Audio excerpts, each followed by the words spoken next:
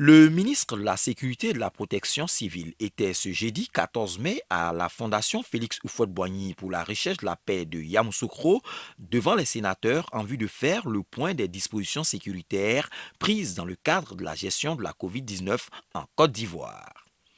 À l'entrée, c'est le respect strict des mesures barrières. Visiteurs et sénateurs se lavent les mains. Le président de l'institution et le ministre en donnent l'exemple.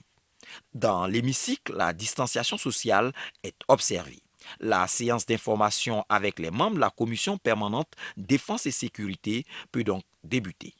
Aoussou Jano, le président du Sénat, indique les attentes des parlementaires. Il est question pour le Sénat, en tant qu'institution de représentation nationale, d'échanger avec le gouvernement sur la gestion de la pandémie due au Covid-19. Avec vous, il sera spécifiquement question des dispositions sécuritaires prises dans le cadre de la gestion de cette crise sanitaire. Avant de clore ses propos, il a partagé quelques préoccupations d'ordre sécuritaire. Je tiens à rappeler votre attention sur deux points qui me semblent particulièrement importants. Monsieur le ministre, les campagnes agricoles en accaparement sont en cours. Ces campagnes, en effet, s'accompagnent généralement de la recrudescence du banditisme. Ce matin, on m'a signalé des attaques de coupeurs de route entre Boaké et Bourgoum, emportant des millions de l'acheteurs dans la carte. Alors que toutes les attentions sont portées sur la lutte contre le Covid-19, il est impérieux de tenir compte de cette réalité afin que nos concitoyens, nos braves paysans, notamment déjà affectés par la crise sanitaire, ne subissent une psychose supplémentaire. Je voudrais pour ainsi dire que vous invitez à maintenir le cap, mieux à l'épreuve de vigilance en cette période de campagne agricole. Monsieur le ministre, je voudrais également appeler votre attention sur les réseaux sociaux. En effet, aujourd'hui, les réseaux sociaux sont érigés en arène de combat et de foire aux informations fausses ou cyniquement manipulées, alors qu'ils devraient au contraire prendre toute leur place dans la lutte pour l'éradication du Covid-19, notamment auprès de la jeunesse des 15 et des 5 ans. Monsieur le ministre, l'usage totalement dévoyé de ces outils modernes d'information et de communication menace gravement la paix sociale, la sécurité et le respect du droit à la vie privée de chacune et de chacun d'entre nous.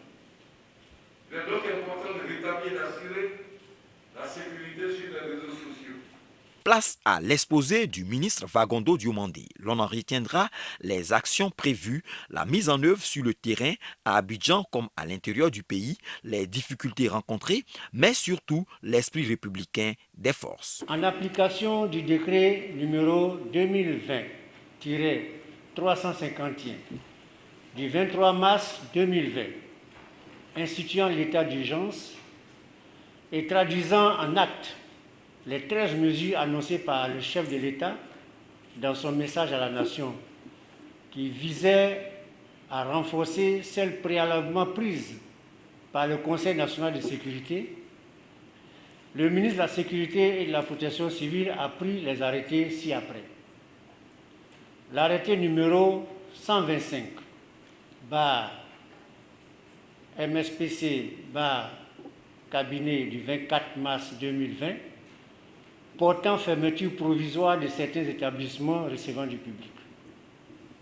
Ensuite, l'arrêté numéro 126 MSPC cabinet du 24 mars 2020 portant interdiction des réunions, rassemblements et manifestations. Ensuite, l'arrêté numéro 127 MSPC cabinet du 24 mars 2020 portant modalité d'application du couvre-feu. Enfin, l'arrêté numéro 128 MSPC cabinet du 26 mars 2020 portant interdiction de circulation des personnes et des véhicules entre Abidjan et l'intérêt du pays. Les échanges avec les sénateurs présents dans la salle, tout comme ceux qui suivaient la séance par visioconférence, ont permis au ministre d'insister sur la responsabilité de chaque habitant de la Côte d'Ivoire pour freiner la Covid-19. Je voudrais très respectueusement vous inviter, et vous-même, et nous-mêmes aussi, à redoubler d'efforts dans la sensibilisation, mais aussi dans le respect des mesures barrières. Il nous revient à nous tous, élus, autorités, personnalités publiques, de donner l'exemple et ne pas créer les conditions du chaos. En tout état de cause, les policiers, les pompiers civils poursuivent la pédagogie, mais aussi, en ce qui concerne la police, ils n'hésiteront pas à faire appliquer la loi dans toute sa rigueur.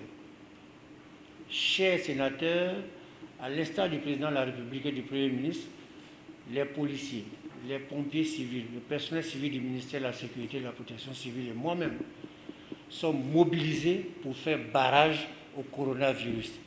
Avec les dernières décisions du Conseil national de sécurité qui autorise la réouverture des classes, des maquis et des restaurants et la levée du couvre-feu, le ministre de la Sécurité et de la Protection civile s'est voulu rassurant sur la présence des forces. Il a toutefois appelé les populations à la discipline. Le dispositif opérationnel de la police est un dispositif dynamique qui s'adapte à toutes les situations qui se présentent. Nous n'avons jamais perdu de vue notre mission régalienne qui est celle de la sécurisation des biens et des personnes par tout temps. Une fois qu'une situation nouvelle se présente, le dispositif est adapté. Je l'ai dit il y a quelques jours, nous avons dépassé la phase de sensibilisation. Nous rentrons maintenant dans la phase de répression. Cela ne veut pas dire que la police s'installe dans la répression systématique. Les mesures concernant donc la gestion du Covid ont été allégées partout dans le pays. La police, par des patrouilles de tout genre, restera au contact des populations pour le respect des mesures de distanciation dans les lieux publics, le port des masques dans les lieux publics et toutes les mesures que les populations sont tenues de respecter pour nous mettre tous à l'abri de cette pandémie. Ce que nous ne devons pas oublier et ce que nous ne devons pas perdre de vue, c'est la discipline qui nous permettra de vaincre cette pandémie. Si chacun le comprend, très vite, nous arriverons à bout de cette pandémie. Les travaux de la session ordinaire du Sénat se poursuivent ici à Yamoussoukro, conformément à l'ordre du jour adopté fin avril.